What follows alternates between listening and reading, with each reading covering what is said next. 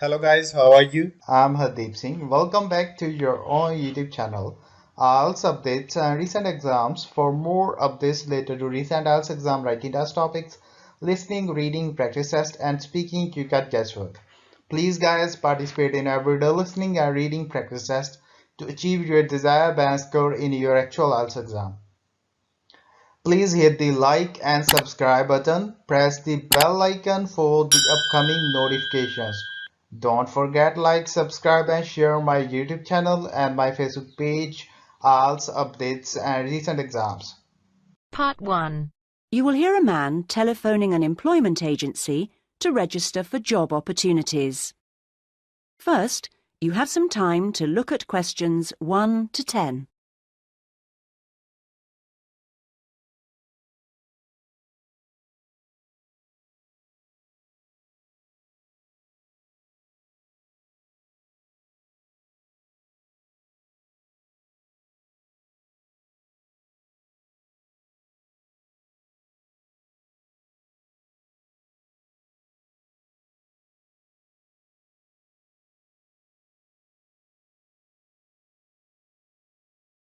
Able Employment, how may I help you? I saw your advertisement in the Daily Gazette, Oh, yes. and I'd like to register with you. I'm a student, but I've got the long holiday coming up. Certainly. I'll just get the form ready. OK, let me take your details. Sure. Can I have your full name? It's Bowen. James Bowen. Bowen. Right. And your address, please? Well, just now I'm staying at the youth hostel, I see. but I'm moving into a flat on Friday. Well, give me that one then. It's 4 Lion, like the animal, Road, Melford, MF4 5JB. OK. And then I need to have a phone number for you. I don't know the number at the flat yet, but I could give you my mobile. That's 09954 721 822. Would that do? For the time being. But if you can let me know your new number when you can. Of course. Now, qualifications. What qualifications have you got? I mean, post-16 qualifications. Well, I stayed on at school till 18 and got my A-levels. Fine. Anything else? You said you were a student. Yes, and then I've done 2 years at college, so I've got my history diploma, though I don't know how useful that'll be for getting a job. Well, it depends. Everything counts in some way. And I also did an IT course this year, and that got me my computer skills certificate, which I certainly hope is relevant. It's different anyway. That's all really. That's quite a good range. And what about on the practical side? What work experience have you got? Well, not too much, because I've mainly been studying. Yes. But 2 summers ago I worked just as general assistant in a hospital for about 3 months. It was quite hard, but very interesting. OK. Anything else? If you include part-time work, Oh, yes. I've often worked in the college holidays as a tour guide, showing visitors round. That's quite enjoyable, meeting people. I'm sure. Now on to interests. There's space here for 2. What would you say? 2. Well, I like various sports, but I suppose we should put that I'm in the swimming club. I'm pretty committed to that. Yes, that sounds good. And for the other one, something different? I'm very keen on music too, and I love playing piano. I've been doing that for over 10 years now. Yes, I'll put that down. Well, that's more or less it for the time being. Uh-huh. Just one more thing. What I do need is your availability. Oh, yes. The college term finishes on June the 20th, and then I'm going to visit my parents. But I can be back and ready to start on June the 28th, if that seems okay. I'm sure it is. Now, what happens next is that I process this information, and then... That is the end of part 1. You now have half a minute to check your answers.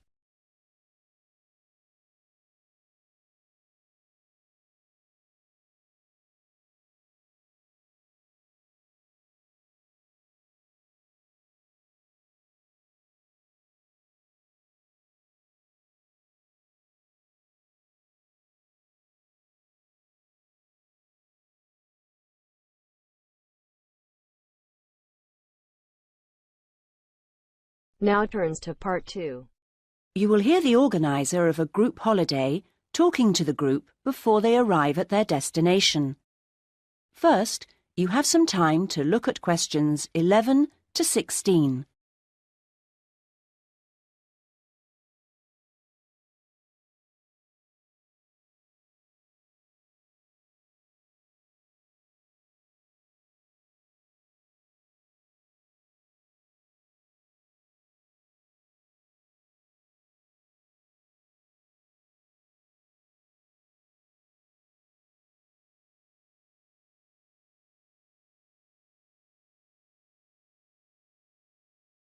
Thank you, everybody, for your attention. I hope you're all looking forward to arriving at the town. I thought you might like to know a few things while we're still on the coach, and it'll help to pass the time on our journey. OK, as you know, we're staying at the Park Hotel. It's comfortable and friendly. We're booked in for 3 nights. Now, I'm aware that not everyone wants breakfast there, so if you do want it, you should tell the hotel that you do the night before. We're making our own arrangements for dinner each evening, and there's a cafe open at the hotel most of the time if you want a drink or a snack. There's also a very pleasant lounge on the ground floor with a collection of fascinating paintings. And then I hope you're going to enjoy the various activities that are lined up. However, I do have to tell you that there have been some changes since the original programme. For one, because it's been restored and is therefore closed to the public, we won't be going to the castle after all, I'm afraid. However, there's plenty else to see, and the gardens are still open. Something we've been able to add to the programme is for Saturday, when a local historian will give us a lecture on famous people from the town. I don't know who that includes yet. So, to free up the time for that, we've made another little amendment and changed the trip to the antique show that was due for then on to Sunday. Actually, I think that'll make for a more relaxed programme anyway. We're leaving the rest of Sunday free for you to wander around as you wish. One place you might like to try is the art gallery, because it's got a huge display of old postcards. You can't really send them home to your family and friends, but it's interesting and sometimes funny to see what people used to send. Well, that's the lot on changes. Now you have some time to look at questions 17 to 20.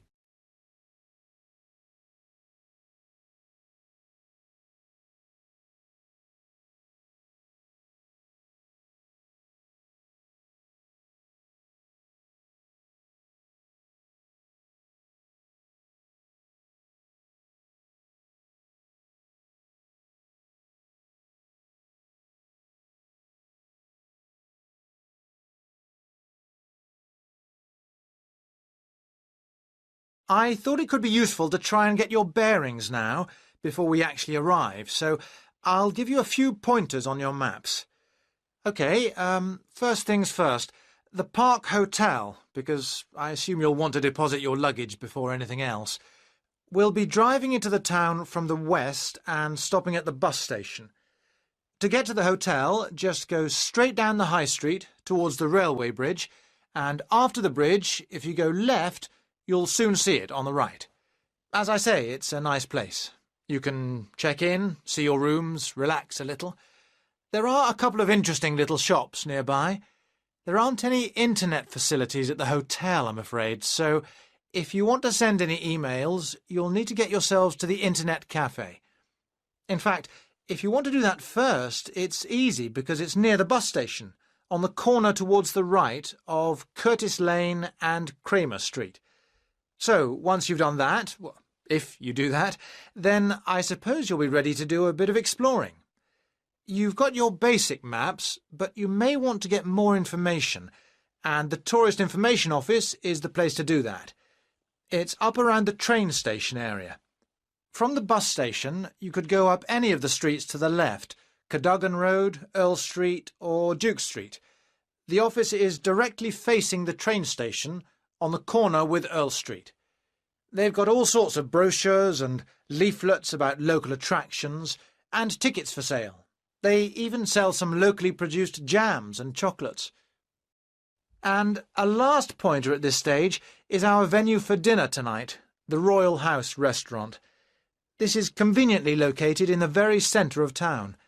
In fact, you'll no doubt pass it as you're walking around beforehand. In relation to the bus station, it's not far. Going down the High Street, if you pass the corner with Cromwell Road, then the next junction is a crossroads with Duke Street and Runton Road, and it's there. You'll be able to see its rather grand entrance over on the left corner. The food and the service there are both excellent, so it promises to be an enjoyable evening. Well, we're just coming into the town now, so... That is the end of part 2. You now have half a minute to check your answers.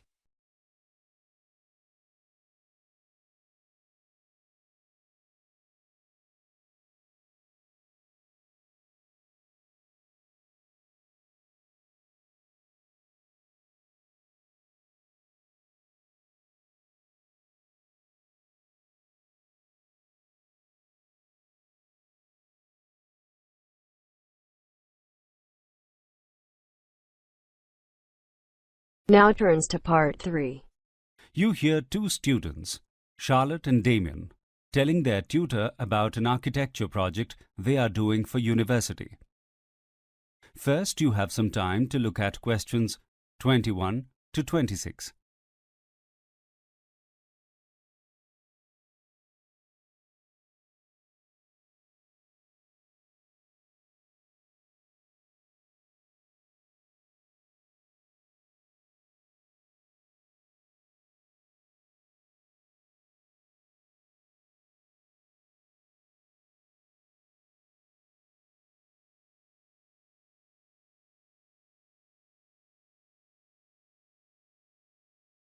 Well, Charlotte and Damien, what have you decided to do for your architectural project?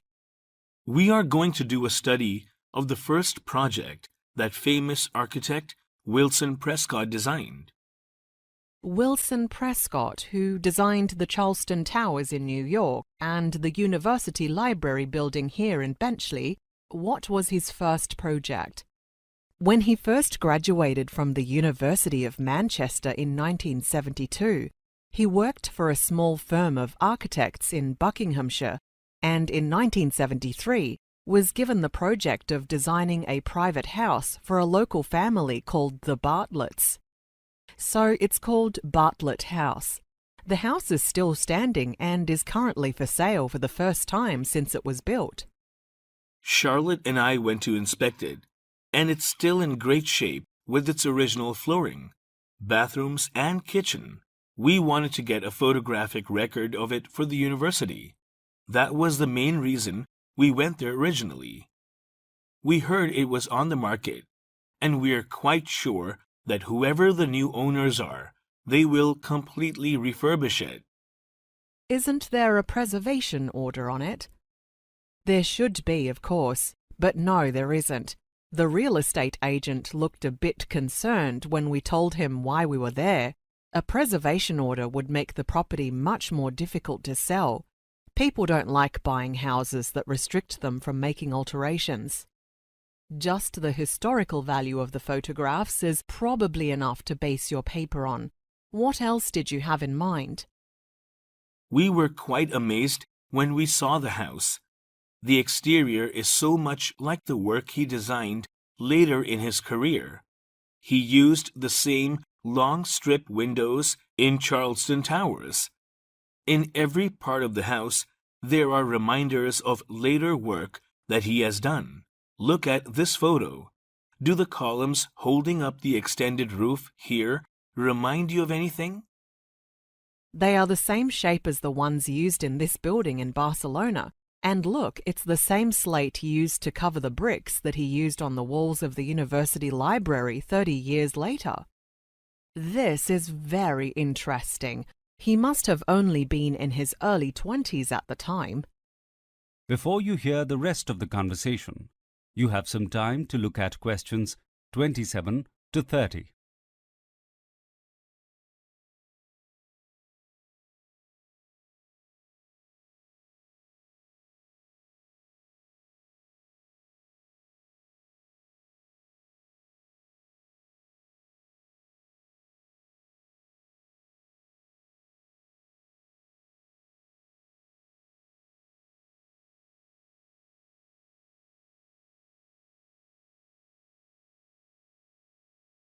and Charlotte has tracked down the original floor plans. She went to the local council chambers and went through the archives to find the original submission. Good detective work, Charlotte. Of course, they are the original plans. There would have been modifications during the build. So what we have decided to do is make this project into a video presentation so we can visually compare the original house and plans with his later work. Can we do that on this course? Or can it only be a written project? As long as you have an acceptable amount of text and dialogue, certainly. If you submitted it in paper form, it would need to be highly illustrated anyway, so a video project is a good idea. Are you able to do it at a high technical standard? It would need to be quite sophisticated. I have quite a lot of experience in editing digital moving images, and you don't really need much equipment to put it together. I have access to the software we need.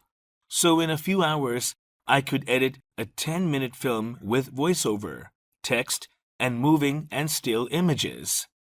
It sounds like you are on top of this, but I'd like to see a preliminary version before you submit the project, just so I can be sure that you are on the right track. Say 2 weeks before the due date? I think we should be able to do that. Before that, I could give you a complete list of the contents to read as well. We don't want to do all this work and then be told it's not good enough. Have you thought about doing an interview with Wilson Prescott? He is semi-retired these days, but I know he still gives interviews. We were considering that, but we have no idea how to get in contact with him. If we just call his firm as a couple of university students, the message might not even get passed on to him. Let me speak to the Dean of Architecture. I know he knows him quite well. He might be able to get in contact with him for you. Let me just take a note of that. I'll let you know how I get on at next week's tutorial. That is the end of part 3. You now have half a minute to check your answers.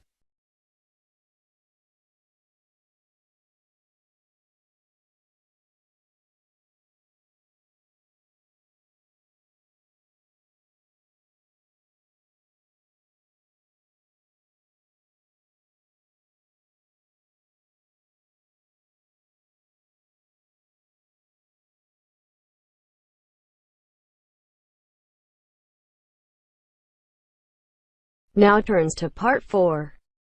You will hear a part of a lecture about the history of printing. First, you have some time to look at questions 31 to 34.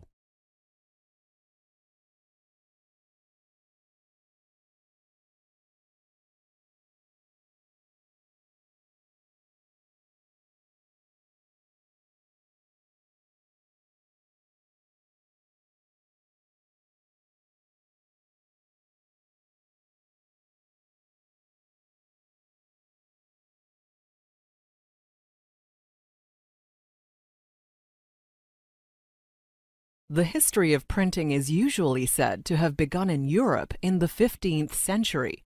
But there was a lot of printing going on well before then, mainly in Asia.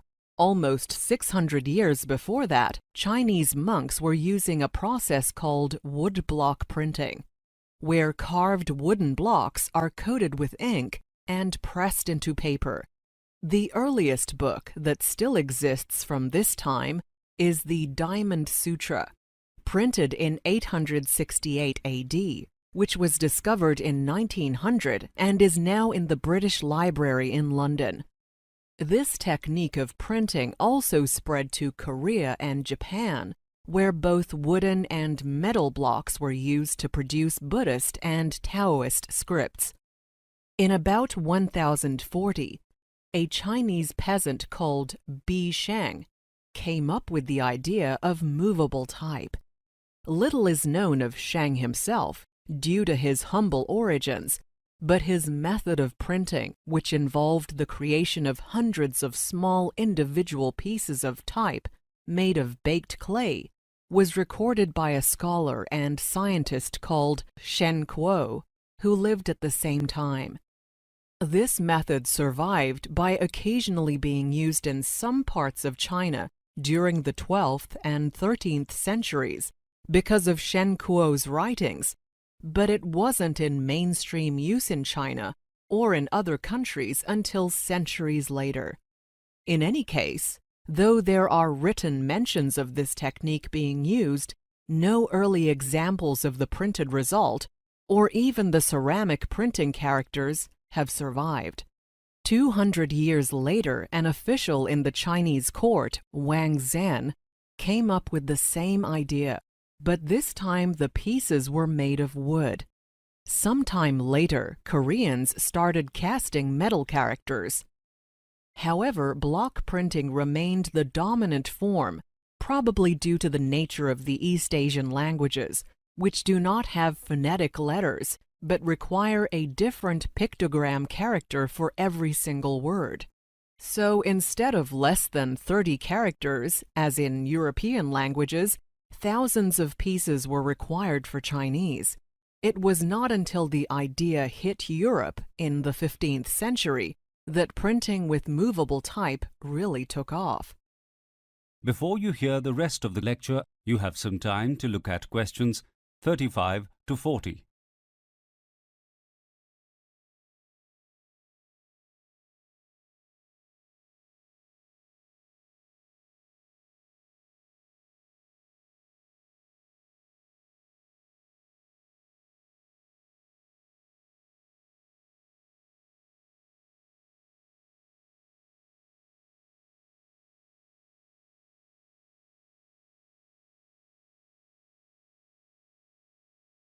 In Europe, books were still either being handwritten or using some form of the woodblock technique, both of which were very labor-intensive. This resulted in books being highly expensive and only available to the elite. Johannes Gutenberg was a German goldsmith and craftsman who began experimenting with improvements in printing in the middle of the 15th century and is credited with the invention of movable type.